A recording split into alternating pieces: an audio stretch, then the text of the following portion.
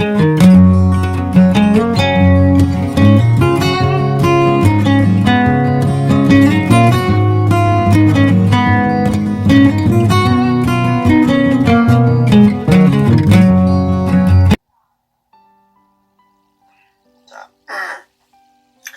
영성의 파워 10과의 10번째 오늘 진리의 삶에 대해서 같이 한번 살펴보도록 하겠습니다.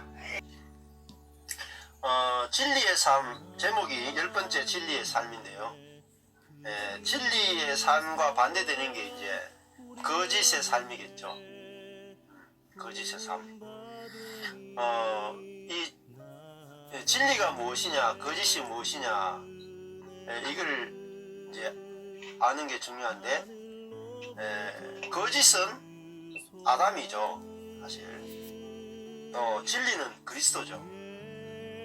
근데 우리가 보통 생각하는 진리와 거짓은 선한 것을 진리라고 말하고 악한 것을 거짓이다 이렇게 생각을 하잖아요. 그래서 악한 것을 물리치고 우리가 선하게 살면 진실하게 사는 것이고 진리대로 산다. 보통 그렇게 알고 살죠. 우리가 그래서 내가 선하게 살면 진리대로 산다 이렇게 생각하고, 또 율법에 맞게 율법에 순종해 살면 진리대로 산다 이렇게 생각하고, 또 진리를 알지니 진리가 너희를 자유케 하리라 했는데, 그 진리도 우리가 정말 선하게 사는 것, 선하게 살면 우리가 자유케 된다 이런 식으로 해석을 많이 해요. 근데 진리의 삶은 선하게 사는 것이 아닙니다. 이게 사실은 선하게 사는 것이 거짓의 삶이에요. 왜냐하면 인간은 선한 사람이 없기 때문이거든요. 선한 사람이 없는데 선하게 살려고 하는 게 거짓이죠. 진리의 삶은 하나님 선한 자도 없고 의인은 없나니 하나도 없습니다. 이걸 인정하는 것이 바로 진리의 삶이죠. 우리가 진리 안에 거하면 자유케 돼요. 우리가 선하게 살려고 하면 오히려 자유를 잃어버립니다. 속박이 됩니다. 무엇에 속박당하느냐? 율법의 종로로 타게 되는 거죠. 즉 다른 말하면 거짓의 종로로 타고, 또 우리가 선하게 살려고 하면 율법 아래 살게 되고, 그 다음에 또 누구 아래 살게 되냐면 사단 아래 살게 된다는 것입니다. 그러니까 거짓으로 살게 되는 거죠. 진실은 우리 자신이 하나님의 말씀을 지켜낼 수 있는 능력이 없다라는 것이 바로 진실입니다. 우리는 다 약하단 말이죠. 연약하고 미련하단 말이에요. 자, 그걸 인정하는 것이 진실한 삶이죠. 근데 아담은 어떤 사람이냐? 아담은 선악과를 먹고 자기 자신은 선하다고 생각하는 사람입니다. 그리고 끊임없이 선을 행해서 하나님과 사람에게 인정을 받으려고 하는 사람, 또 인정을 받을 수 있다고 생각하는 사람, 그게 거짓의 사람이죠. 그러니까 우리가 거짓으로 살면 자유가 없죠. 자유가 없어요. 항상 거짓의 삶은 항상 내 자신을 살피는 삶이에요. 내가 오늘도 선하게 살았느냐 악하게 살았느냐, 늘 자신을 이렇게 살펴요. 그러니까 다람쥐인가? 다람쥐 같은 거 보면 항상 이렇게 먹이를 먹을 때 이렇게 해가지고 이렇게 먹잖아요. 항상 어떻게 보면 자기를 살펴요. 자기를. 우리가 거짓의 삶은 항상 자기 자신을 살피는 삶이에요. 자기를 성찰하고 자기를 돌아보고 자기를 고치려고 하고, 내가 오늘 선하게 살았느냐 생각하고 회개하려고 하고, 이게 거짓의 삶이에요. 그러니까 자유가 없죠. 우리가 진리의 삶은 저는 하나님 앞에 아무것도 내놓을 곳이 없습니다. 아무것도 자랑할 것이 없습니다. 오직 하나님의 은혜를 받는 것밖에 할 게 없습니다. 저는 빈 그릇입니다. 하나님의 은혜를 받는 것밖에 내가 할 것이 없습니다. 이러면 그게 바로 진리의 삶이죠. 진리의 삶. 이 진리의 삶은 우리를 정말 자유케 하는 것입니다. 예수님이 바로 내가 곧 길이요 진리요 생명이다 이렇게 말씀하셨죠.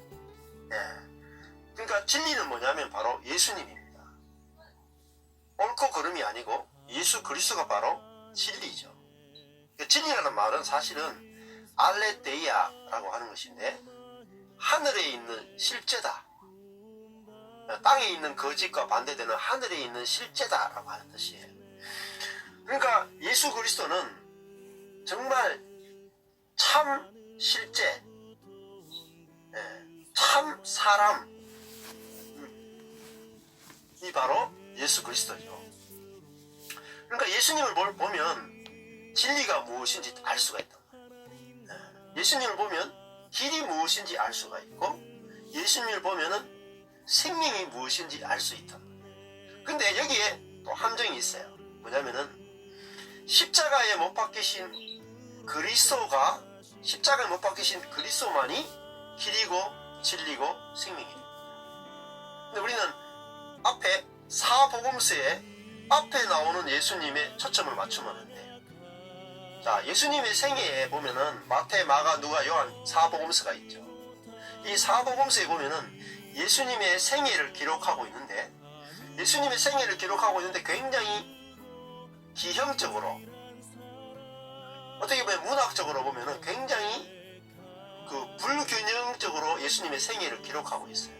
왜냐하면은 예수님이 33년 정도 사셨는데 그 사복음서 보면은 분량으로 치면 거의 한 절반에 해당되는 부분이 십자가와 죽음과 부활 요걸 이야기하고 있어요. 십자가의 죽음과 부활의 거의 한 절반 정도로 기록하고 있거든요. 그러니까 성경에서 말하는 복음이라고 할 때는 십자가에 못 박히신 예수, 십자가 못 박혀 죽은 예수님이 바로 복음의 핵심입니다. 근데 예수님의 생애 전체를 다 복음이라고 잡으면 복음이 무엇인지 알 수가 없어요. 그래서 십자가에 못 박혀 죽은 그 예수를 볼 때 우리는 진리를 딱 알게 되고 길을 알게 되고 생명을 알게 되는 것입니다. 자, 그래서 예수님은 진리이고 반대로 아담은 거짓이에요. 아담은 거짓의 사람의 대표이고 예수님은 새로운 피조물 참 사람의 대표이단 말이에요. 그래서 결국은 예수 그리스도를 통해서 우리는 새로운 피조물을 만들어내기 위해서 예수님은 부활의 첫 열매가 되셨고 또 로마서에 보면은 한 사람이 불순종함으로 모든 사람이 죄인된 것 같이 한 사람의 순종으로 말미암아 많은 사람이 의인된다. 그게 이제 그 대표 신학이네요. 대표 이론. 성경은 사실은 두 사람 이야기만 하고 있어요. 아담이냐 그리스도냐. 이 두 사람을 가지고 성경을 다 이렇게 풀고 있어요. 그래서 아담은 거짓이고 그리스도는 진리인데 아담은 선악과를 먹고 하나님처럼 되어 있는 사람을 아담이라고 말하고 거짓의 사람이라고 말해요. 그러니까 아담은 한마디로 하면 선악의 지혜가 있는 사람입니다. 지혜가 있는 사람. 그리고 지혜가 있다는 말은 다른 말 하면 능력이 있다는 뜻입니다. 그러니까 아담은 자신의 지혜와 자신의 능력으로 살아가는 사람을 대표하는 거예요. 아담은 자신의 지혜와 자신의 능력으로 하나님이 되려고 하는 사람을 대표하는 게 아담이고 그러면 반대로 그리스도는 어떤 사람이냐면 자신의 능력도 자신의 지혜도 없이 오직 아버지의 은혜를 상속받은 받아서 아버지의 생명으로만 살아가는 사람을 대표하는 분이 바로 그리스도입니다. 그래서 이 모든 인류를 딱 두 사람으로 내 눈에 딱 보이는 것이 중요합니다. 그러면은 그게 내 안에 있는 사실 두 사람이에요. 내 몸은 아담을 표현합니다. 내 몸은 아담을 표현하고 내 영은 그리스도를 표현합니다. 그러면 내가 몸일 때는 거짓이 되고 영일 때는 진리가 되는 거죠. 자, 보시면은 몸은 보입니까? 안 보입니까? 몸은 잘 보이죠. 우리의 몸은 너무나 실제하고 잘 보여요. 그리고 몸은 나의 능력이나 나의 재능이나 뭔 걸 나타낼 수 있어요. 내 자신의 어떤 걸 나타낼 수 있어요. 근데 영은 어떻습니까? 만져집니까? 영이? 존재하는 것 같지도 않죠, 사실. 영은 존재하는 것 같지도 않아. 그 무슨 말이냐면은 영은 아무것도 아니라는 거예요. 빈 그릇 것 같다는 거죠. 그러니까 그리스도는 하나님 앞에서 어떻게 사셨느냐? 절대적으로 순복하는 삶을 사셨답니다. 순종하는 삶을 사셨다. 근데 그 순종이 어디서 나온 거냐면은 예수님의 순종은 노력에 의한 순종이 아니에요. 예수님의 순종이 노력에 의한 순종이라면 우리는 예수님을 따라갈 수가 없습니다. 예수님의 순종은 연약함으로 말미암은 순종.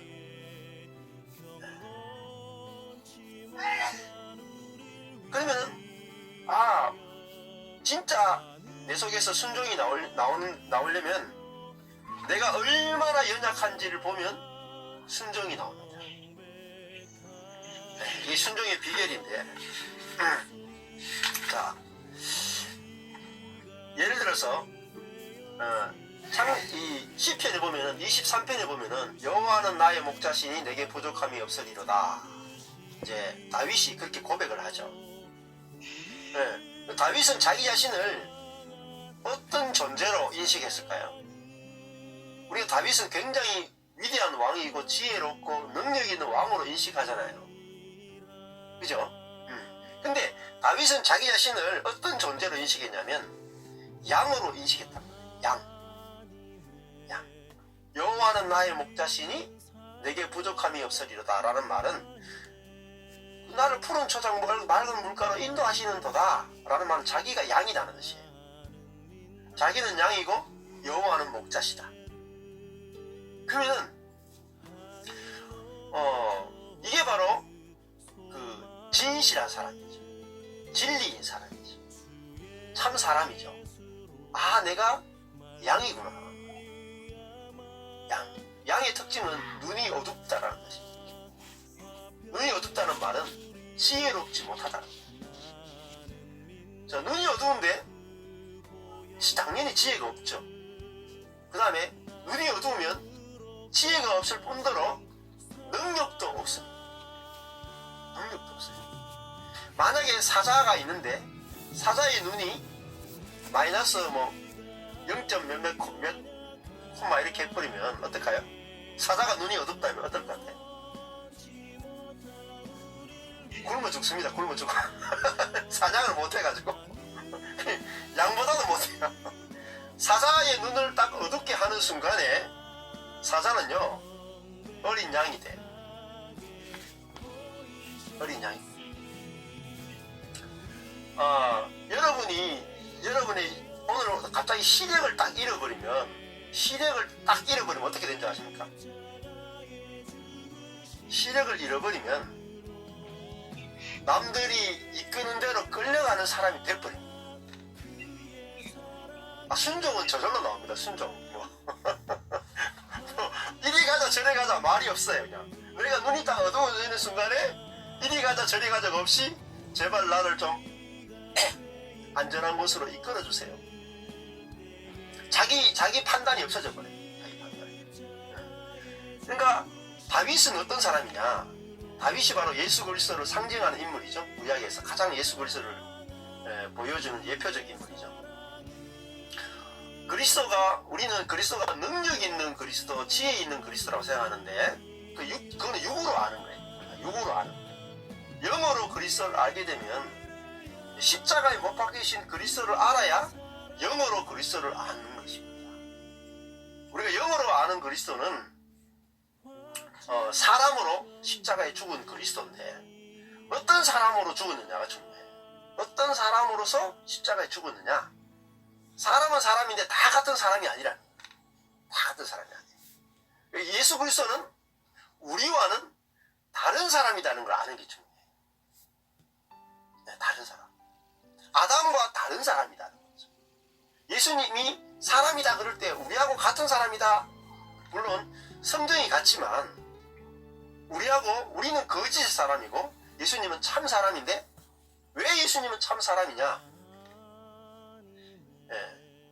예수님은 자신의 연약함과 자신의 미련함을 아는 사람이다. 그게 참 사람이에요. 그러면 우리는 어떻습니까? 우리는 거짓의 사람이었단 말이에요. 죽은 사람이다. 무슨 말이냐면 내가 능력 있고 지혜롭다고 생각하는 사람이다. 그게 거짓의 사람이에요. 그러니까 다 어떻게 사냐면 하나님을 의존하지 않고 내 보기에 좋은 대로 살아요.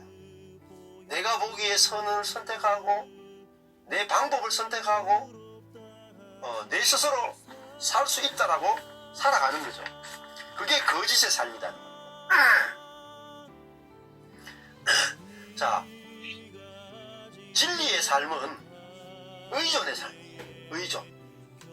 거짓의 삶은 독립의 삶이에요. 근데 우리가 보기에는 독립의 삶이 엄청나게 좋아 보이죠. 독립하려면 뭐가 있어야 됩니까? 우리 아이들을 독립시키려면 언제 독립시킵니까? 지혜가 차고 능력이 찰 때 독립시키잖아요. 그러니까 근데 예수 그리스도는 어떤 분이냐면 지혜가 없고 능력이 없는 예수랍니다. 이게 비밀입니다. 그런데 어떻게 하나님의 지혜와 하나님의 능력이 예수님을 통해서 나타나느냐? 자신의 지혜와 자신의 능력을 부인하는 거예요. 부인. 자신의 능력과 자신의 지혜를 하나도 안 쓴 분이 바로 예수 그리스도란 말이에요. 근데 없기 때문에 안 쓰는 거예요. 없기 때문에. 사람이기 때문에. 그러면요, 내가 조금도 지혜가 없는 사람이고 조금도 능력이 없는 사람이구나 하면 절대적으로 하나님을 의존할 수밖에 없어요. 그 절대 의존이 뭐냐면 하나님과 연합하는 삶을 만들어내고, 연합이 되면 뭐가 나오냐면은 하나님의 지혜도 나오고 하나님의 능력도 경험이 돼요. 자, 이게 이제 굉장히 중요한데 양이 푸른 초장과 맑은 시냇물가로 갈 수 있는 눈이 없잖아요. 그죠? 그런데 양은 맑은 시냇물가, 잔잔한 물가, 푸른 초장으로 가는데 어떻게 가냐면 눈이 어둡기 때문에 끌려가는 거예요. 끌려가 보니까 푸른 초장, 맑은 시냇물가야. 그러면 양은 내가 발견했어. 내가 발견했단 말이야. 내가 눈이 얼마나 밝은지 알아. 이렇게 하는 게 아니고, 우리 목자가 얼마나 좋은지 목자를 자랑한단 말이야. 목자를. 나는 눈이 어두운데 이렇게 잔잔한 시내 푸른 초장에 나를 인도해준 목자가 있다. 이 양은 평생 목자를 자랑한다. 그게 뭐예요? 그게 참 능력이고 참 지혜다. 예수 그리스도는 어떤 분이냐면은 아버지를 자랑하는 분이에요. 자기를 자랑하는 것이 아니라 아버지를 자랑하는 분이에요. 자, 이것이 바로 우리가 그래 그리스도인의 삶은 정말 자유한 삶이에요. 자유한 사람. 근데 무엇으로 자유해지냐면 연약함과 미련함을 통해서 자유를 얻습니다. 우리가 지혜롭고 능력이 있으면 자유하냐? 아니요. 오히려 자유를 잃어버립니다. 왜냐하면 우리 속에는 이제 욕심이라는 게 있어요. 욕심. 내 몸속에 욕심이 있어가지고 아무리 지혜롭고 능력이 있어도 내 욕심을 채워줍니다. 네. 우리 사람은 원래 하나님으로 채워지도록 창조되었습니다. 원래 인간은 빈 그릇과 같은데 하늘의 은혜를 받아서 이 은혜가 채워질 때 인간은 만족하도록 지음받았다. 근데 자기 자신의 어떤 능력이나 자기 자신의 어떤 것을 가지고는 채워질 수가 없어요. 그래서 우리가 은혜로 내게 채워지면 정말 만족이 옵니다. 제가 오늘 참 재밌는 경험을 했는데, 오늘 좀 이번에 이 코로나 사태로 모든 사람들이 지금 다 갇혀 지내잖아요.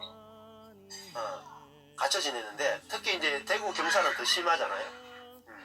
그럼 엄청나게 숫자가 많으니까, 그러니까 저희도 지금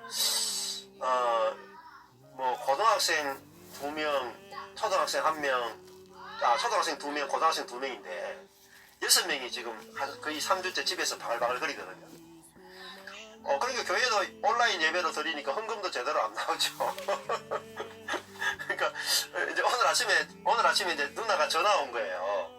전화가 와가지고 막 누나가 전화 와가지고, 야, 걱정돼가 전화했다. 왜 욕할기냐? 아니, 너것도 예배도 못 드리잖아. 헌금도 안 나올 텐데 뭐 먹고 사노? 이렇게. 그러니까 아니 뭐 죽기밖에 더 하겠나. 근데 죽으려고 해도 안 죽어지는 거야. 왜? 가서 나물 뜯어먹으면 되니까. 그러니까 우리는 이제 걱정해서 전화 온 거야. 괜찮다. 정말 뭐 하나님의 은혜로 우리가 살지 먹고 사는 것이 중요한 게 아니고 하나님의 은혜로 풍성하게 살고 있다, 이렇게 이야기를 했거든요.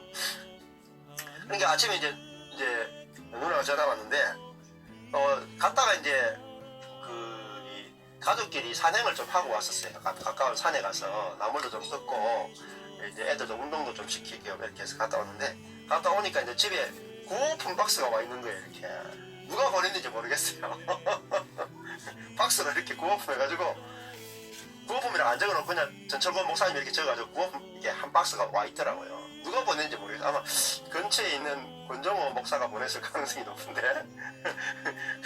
그 신용품 박스가 와 있더라고요. 누군지 모르겠어. 또 얼마 전에는 우리 또 진사모님이 또 이렇게 식료품 박스를 한번 갖다 주시고, 또 한 번은 또 쌀 한 가마니 갖다 주시더라고요. 그러니까 집에 있는데 누가 자꾸 갖다 줘, 이렇게. 신기하잖아요. 그러니까 또 엘리야가 그리 시내가에 있는데 까마귀가 이렇게 날아가 주는 것처럼 주는 거예요. 근데 이게 인생이 참 재밌거든요. 왜냐면은 제가 한 번도 주님 뭐 쌀이 필요합니다, 식료품이 필요합니다, 뭐가 필요합니다 기도 안 하거든요. 기도하지 않는 이유는 기도하는 것 자체가 자존심 상해서 기도하는 것 자체가 자존심 상해서 기도 못해요, 저는. 왜냐면은 하나님의 아들이 무엇을 먹을까, 무엇을 마실까, 무엇을 입을까 기도하는 것 자체가 자존심 상하는 거잖아요. 이거 다 세상의 것이잖아요. 우리가 뭐 무엇을 먹는가, 마실까, 입을까 그 밑에서 의식주의 지배를 받도록 우리를 창조하지 않았단 말이에요. 그죠? 우리는 하나님의 아들로 창조받았는데 기껏 해봤자 먹고 마시고 입는 것 밑에서 평생을 종노릇하는 거예요. 평생을 종노릇하는 거예요. 그게 허상의 삶이다 말이에요. 허상의 삶. 그게 가짜인 거예요. 근데 그게 왜 그러면 무엇을 먹고 마실까 입을까에 종노릇하느냐면 내가 너무 지혜로워서 그래. 내가 너무 능력이 있어 그래. 내가 아무런 능력도 없고 아무런 지혜도 없구나 하면 하나님을 아버지로 의존하고 하늘의 것으로 살게 되는데, 내가 하나님을 의존하지 않고 내 지혜와 내 능력을 의존하고 내가 하나님 되어가 살면 오히려 내 욕망의 노예가 돼가잖아. 내 욕망의 노예가 돼가잖아. 비참한 거예요. 정말 비참한 거예요. 그래서 누나하고도 전화하면서 제가 웃으면서 막 전화했거든요. 그래서 전화 끊고 오니까 신용품도 있죠. 또 제가 갔다 와서 이제 피곤해가지고 애들하고 또 이렇게 갔다 와서 점심 먹고 한숨 잤거든요. 자고 나니까 또 전화가 왔네. 안 오던 사람이 전화가 와가지고, 저희 교회 다니던 지체인데 목사님 가면서 안부 전화한다고 전화가 왔는데, 자기 교회에 어떤 분이 은퇴를 하시는데 퇴직금이 받았는데, 대구 경산 지역에 교회들이 많이 이제 온라인으로 모이고 예배도 못 드리고 힘들다는 이야기를 들었는데 헌금할 교회를 좀 찾는다고 그래가지고 좀 알려달라 그런 모양이에요. 그러더니 헌금하고 싶다고. 그러니까 저한테 전화와 계좌번호 가르쳐 달라는 거예요. 그러니까 또 알려주니까 또 금일봉을 또 보내셨더라고. 이렇게 저만 너무 이렇게 받는 거, 제가 이런 간증을 잘 안 하는데 또 하나님이 저만 사랑하시는 것 같은 느낌이 들어가지고 제가 또 근데 어쩔 수 없이 제가 간증하는 거예요. 어쩔 수 없이. 제가 이 간증을 잘 안 하는데, 왜냐면은 이렇게 안 찔러주는 분들이 있거든요. 하나님이 또 안 찔러주는 분이 있어가지고 근데 제가 간증할 수 있는 것은 여러분은 저보다 월급을 많이 받기 때문에 괜찮아요. 그러니까 저보다 월급을 많이 받는 분이기 때문에 제가 간증해도 괜찮아. 근데 저보다 월급 적게 받는 분한테 간증하기 좀 그래요. 그래서 그러니까 저는 월급을 적게 받으니까 하여튼 보너스로 주시는 거예요. 보너스로. 그러니까 근데 이게 보너스 받는 재미가 참 즐겁거든요. 그러니까 우리 아들이 신앙도 없는데 이제 고등학교 1학년인데 아들이 아빠가 사는 걸 보면서 이런 말 해요. 아빠가 하는 일이 좀 잘 풀리는 것 같아. 잘 풀리는 것 같아. 뭐 하는 것도 없는데 하는 거 보면은 이렇게 되는 것 같다. 진짜 이제 은혜죠, 은혜. 그러니까 제가 이 십자가의 복음은 은혜의 복음입니다. 은혜는 뭐냐면 모든 것을 거저 주신다는 거예요. 모든 것을 거저 주신다는 거예요. 하나님을 정확하게 알아야 되는데, 하나님을 정확하게 알면은 이게 진리의 삶이에요. 그러니까 진리가 우리를 자유케 하거든요. 하나님이 우리에게 마태복음 보면요, 마태복음 보면서 제가 참 재밌었던 게, 유대인들은 항상 기도를 많이 해요. 구제, 기도, 금식, 이거를 거의 밥 먹듯이 하는 사람들, 유대인들입니다. 근데 그들이 하는 많은 기도가 무엇을 먹을까, 무엇을 마실까, 무엇을 입을까예요. 근데 예수님이, 야, 너희 무엇을 먹을까, 무엇을 마실까, 무엇을 입을까, 그거는 기도하지 마라. 이방인들이 구하는 거야. 너희들은 하나님만 구해.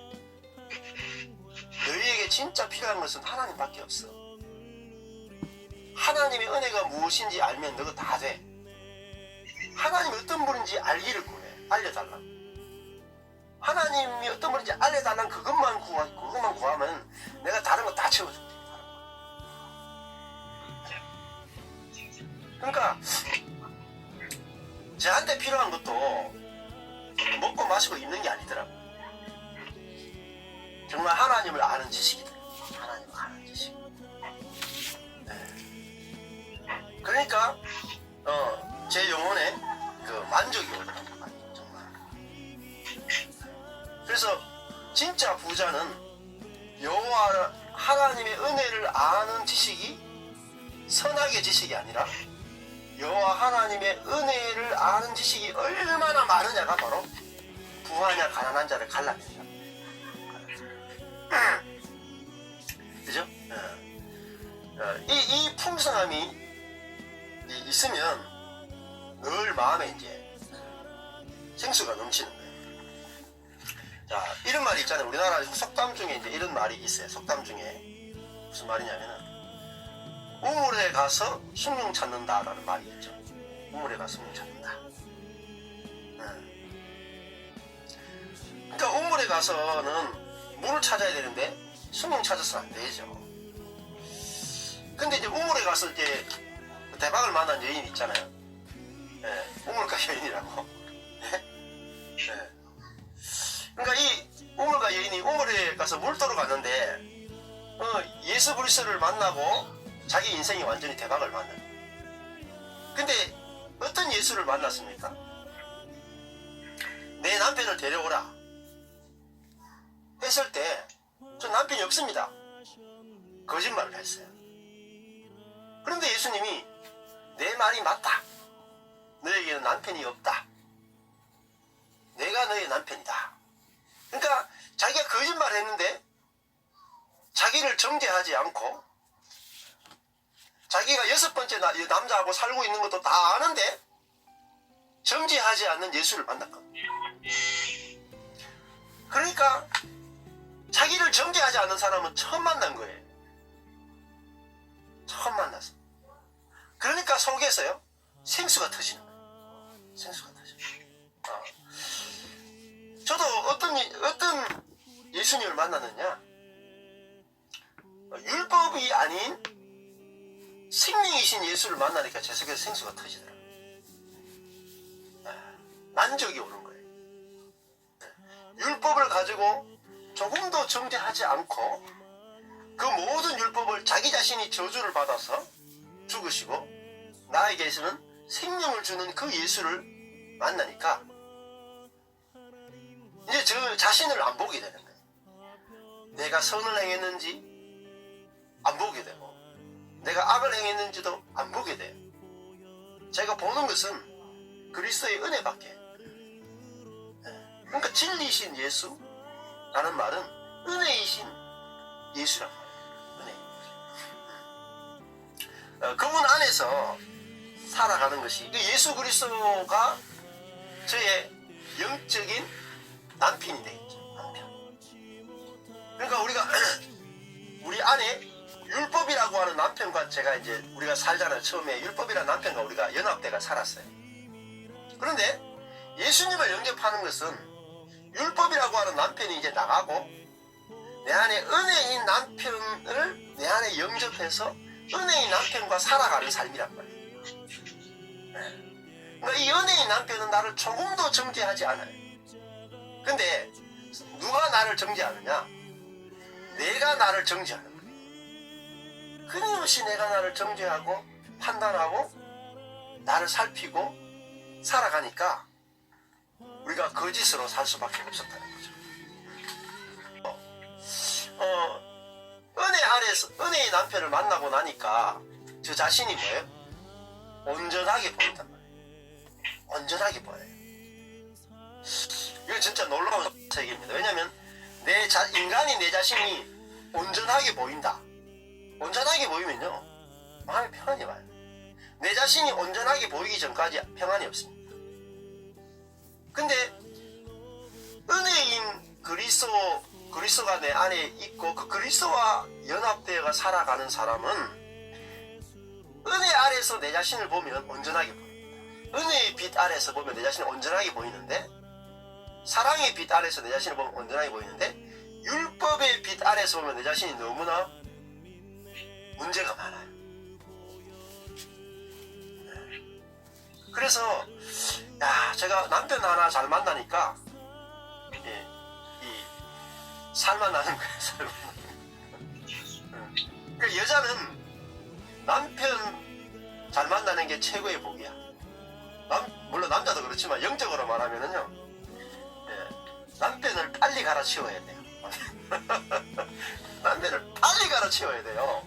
율법 남편에서 은혜의 그리스도로 빨리 남편 바꾸는 게 이게 인생 피는 겁니다. 그러니까 은혜의 남편을 만나면 마음 어떠냐면 제가 하나님이 저와 동행하실까요? 당연하죠. 그 확신이 드는 건, 믿음이 생기는 건요, 믿음은 굉장히 쉬운 거예요. 왜? 남편이 은혜의 남편이라고 생각하면 제가요, 믿음이 저절로 생겨요. 믿음 자체가. 믿음. 이렇게 코로나 사태로 힘들고 교회에 재정도 안 들어오고 뭐 이런데도 속에서 믿음이 생긴다네. 믿음이. 왜 믿음이 생기냐면, 제가 믿음을 만들어내는 게 아니라니까요. 믿음을 만들어내는 게 아니라 남편이 나의 경건이나 나의 어떤 것과 전혀 상관없이 끊임없이 은혜를 베푸는, 은혜로 나를 매 순간 살려내는 남편으로 내가 알면, 아니 내가 복받을 조건이 다 돼 있는데 지금. 그러니까 이게 믿어져야 돼. 내가 하나님의 은혜를 받을, 하늘의 복을 받을 조건이 다 돼 있어요. 왜냐면은 내가 그런 사람이 됐기 때문이 아니고, 당신 자신이 사랑이고, 당신 자신이 은혜이고, 당신 자신이 긍휼이기 때문에 내가 은혜 받기에, 긍휼 받기에, 사랑 받기에 완전하게 보이는 거예요. 그러면요, 내 속에서 뭐가 나오냐면 믿음이 생깁니다. 믿음. 결과라서. 그러니까 그 믿음이 내 속에서, 믿음은 하나님을 아는 결과로 생겨나는 거거든요. 그래서 우리 속에서, 야, 하나님이 이렇게 좋은 분이구나, 하나님을 내가 어떤 자리에 있든지 하나님을 마음껏 찬양하는 것이 나오면 그것이 복음을 전하는 것이. 복음을 전하는 것. 그것을 위해서 우리를 창조했고 지었거든요.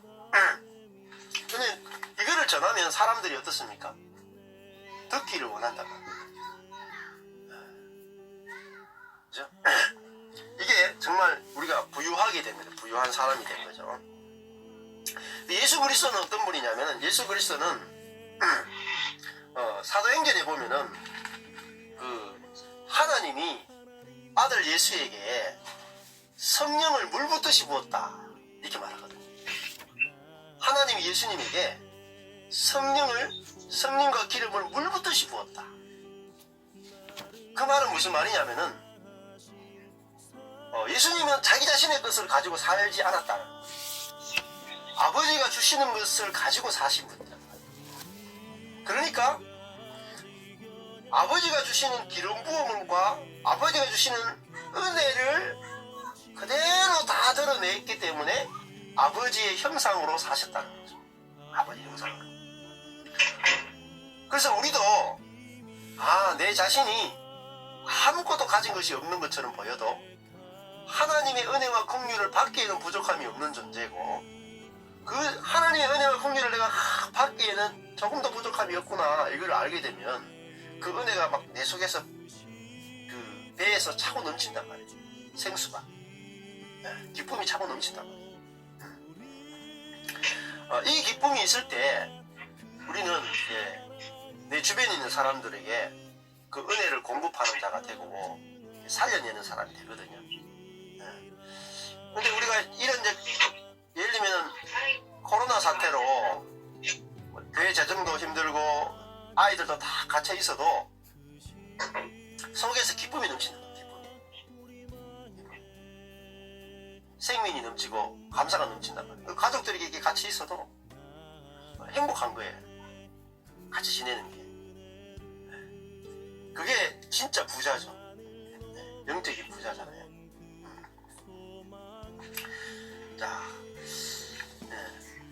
그래서 오늘 보면은 영혼에 대해서 이렇게 이야기하는 것을 볼 수 있습니다. 골로새서 1장 15절에서 17절의 말씀을 보면은 이런 말씀이 있는데요.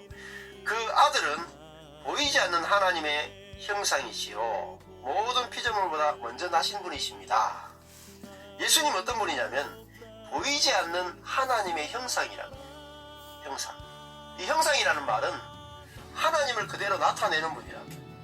하나님 나타내. 이게 하나님을 그대로 나타내는 존재, 이분이 바로 진리이신 그리스도죠. 아버지를 나타내 보여준다. 근데 아버지를 어떻게 나타내 보여주느냐? 나의 지혜와 나의 능력이 없으면 오히려 아버지를 나타내기 더 좋아요. 아버지. 그러니까 제가 무능력한 목사란 말이에요. 예, 돈도 제대로 못 버는 목사란 말이에요. 자, 무능력한 목사니까 뭘 나타내기 좋아요?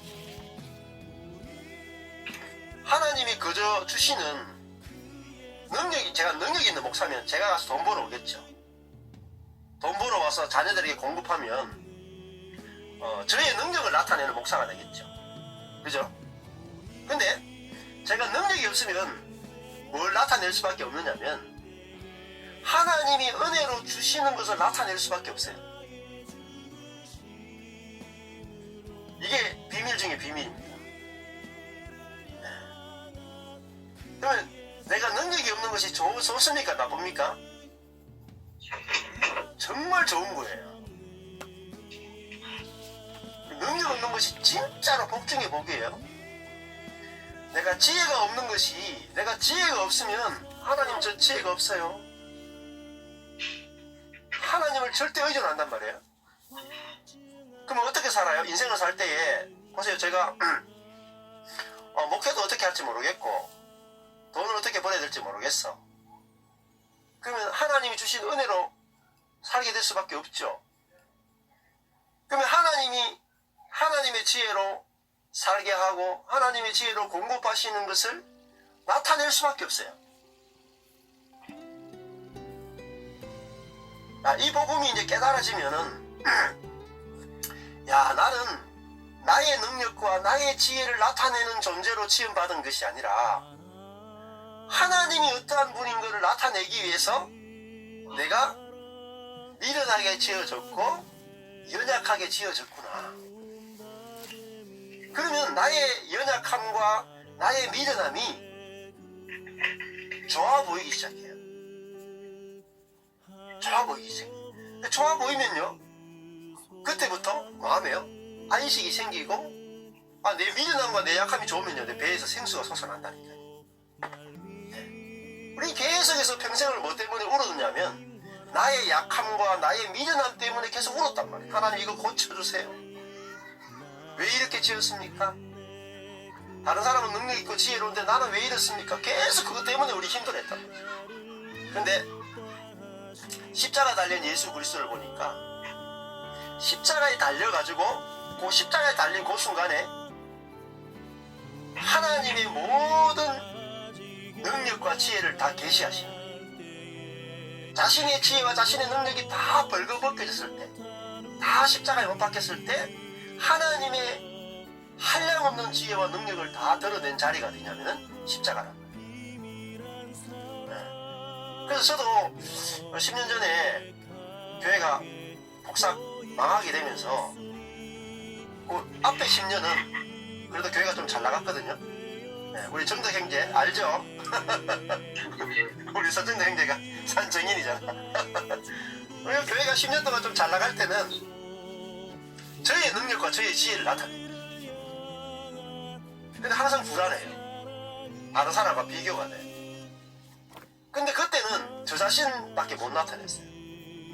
근데 제가 능력도 잃어버리고 지혜도 잃어버린 순간부터 나는 이제 나의 능력과 나의 지혜는 조금도 나타낼 수 없는 사람이 돼버려요. 그게 뭡니까? 그게 야곱이 약복강에서 환도뼈가 부러지잖아요. 환도뼈가 위골된 그 순간부터 야곱은 자신의 능력을 나타내는 사람이 아니라 하나님이 일하심을 나타내는 사람이 됐다. 은혜의 사람이 된 거죠. 그게 바로 야곱의 삶이 십자가에 못 박히신 그리스도를 나타내는 삶입니다. 절름발이가 된 거죠. 힘을 잃어버린 사람이 된 거죠. 우리 자신이 힘을 잃어버리면 하나님의 힘을 나타내는 사람입니다. 근데 내 자신의 힘이 남아있는 상태에서 하나님의 힘을 나타낼 수가 없어요. 그러면은 내 자신의 힘을 잃어버리는 것이야말로 최고의 축복이다, 이렇게 말씀드릴 수 있겠죠. 그래서 여기도 이제 그 스티븐 맥페이가 그런 표현을 쓰거든요. 이게 앞에 그 표현 중에 그런 표현이 나오더라고요. 네. 이런 표현이 나와요. 하나님은 우리의 능력으로 해결할 수 없는 사건을 만드셔서 육의 기대대로 사는 것이 불가능하다는 것을 보여주신다. 그래서 인생이 엉망이 되는 것 같은 순간이 온다. 그때가 인생의 바닥을 치는 순간인데, 놀랍게도 이때가 인간이 처할 수 있는 최상의 자리이다. 우리가 그렇게 고통받고 있을 때가 하나님이 우리를 새롭고 신선한 방법으로 만나주시는 때이다. 지금까지 내가 힘이 있을 때 만나주시는 하나님하고 내가 바닥을 칠 때 만나주시는 방법은 달라진다. 그래서 이게 바로 질적으로 다른 삶을 만나는 거죠. 그래서 이제 정리해보면은 영생이라고 하는 것은 뭐냐, 영원히 산다라는 뜻보다는 더 중요한 것은 질적으로 다른 삶이다. 질적으로 내 자원으로 사는 삶이 아니라 은혜에 의존되어서 은혜이신 하나님을 드러내는, 나를 표현하는 삶이 아니고 하나님을 나타내는 삶을 살게 되는 거죠. 그래서 오늘 제가 반정했던 이유도, 저의 능력은 없잖아요. 제가 능력도 없이 집안에 갇혀있는 사람인데, 그러니까 하나님이 이렇게 해가지고 선물 박스도 보내고 금일봉도 보내주는 하나님의 은혜를 나타내는 삶을 오늘 살게 된 거죠. 그건 제가 뭐 기도했기 때문도 아니에요. 제가 뭔가 해서 그런 게 아니에요. 오히려 제가 내 인생은 나를 나타내기 위해서, 나를 드러내기 위해서 사는 삶이 아니라 은혜이신 하나님을 나타내기 위한 삶이구나, 이것이 보여지니까 이런 것들이 경험되어지고 또 하나님을 찬양하게 된다는 거죠. 그래서 내 자신이 넘어지고 실패하고 죄의 유혹에 넘어지고 할 때 그게 바로 연약합니다. 근데 죄에 넘어지고 실패할 때 고치려고 하지 말고, 내가 이렇게 연약하니까 오히려 하나님의 은혜를 나타내기에 더 좋은 삶이구나. 그래서 내 자신은 부끄러워지죠. 예수님이 십자가에서 자기는 벌거벗김 당하잖아요. 자기는 벌거벗김을 당하는데 하나님은 영광을 받으신다. 그것처럼 내 자신이 넘어질 때도 이것은 나에게는 부끄러움이지만 내가 하나님의 은혜를 찬양할 수 있는 기회구나, 이렇게 생각하시면 우리의 삶이 참 진리의 삶이 되지 않는가 그렇게 생각하고, 이 진리 안에서 우리를 자유케 하실 주님을 찬양합니다. 감사합니다.